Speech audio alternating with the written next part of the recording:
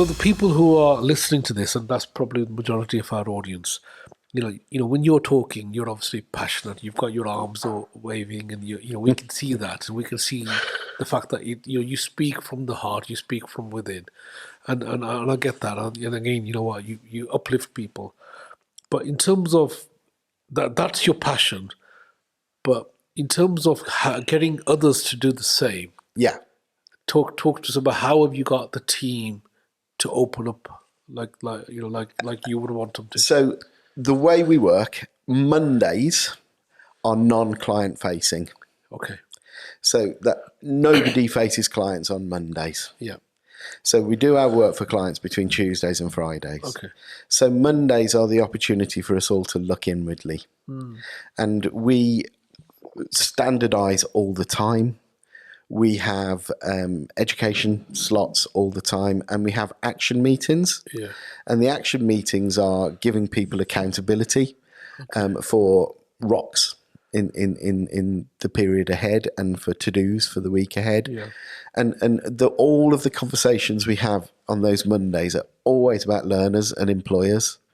It's about employer organisations. And we're just constantly talking and caring about learners and employers. And so because those are our beating heart, and then we've got a defined set of values that we speak about, I suppose just over time it creates a meaning. Yeah. Yeah. How is that facilitated? How is that nurtured? But how do you do that?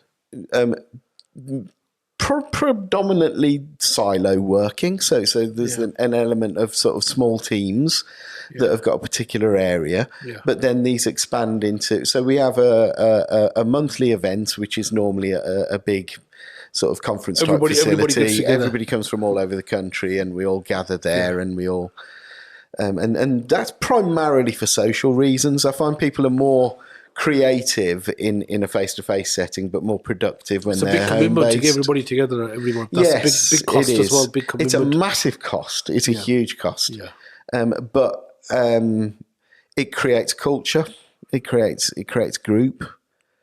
And then, as I say, we then have like mini meetings as well sometimes with people, and we make a decision. And I do. So the culture. So we've got approach, method, and technique. Right. And I do talk a lot to the team around learning psychology, a lot of philosophical points about learning as well. And so these big sort of overarching notions about what effective education is. I'm passionate. I mentioned earlier social constructivism, and I'm passionate about this idea of this learning in a contextualized way. And so all of this theory comes out, and then we've got some methodologies that are there for shaping and setting.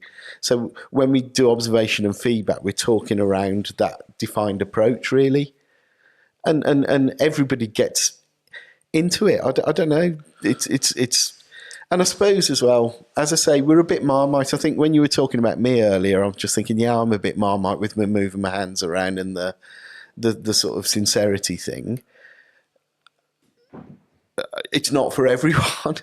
Yeah. And a lot of people don't really engage with that. A lot of people won't get it, and a lot of people don't get it. No. But it's not. It's you've got to be sort of somehow comfortable with the fact that it isn't for everybody. I'm comfortable in the fact that I'm not very corporate.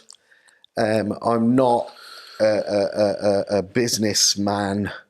I'm an educator who's here by accident, that cares deeply about work-based learning. I've got some, and the learners love it, and the employers who work with us tend to love it. They love it. Canny Conversation Podcast Series 5 by Safaraz Ali.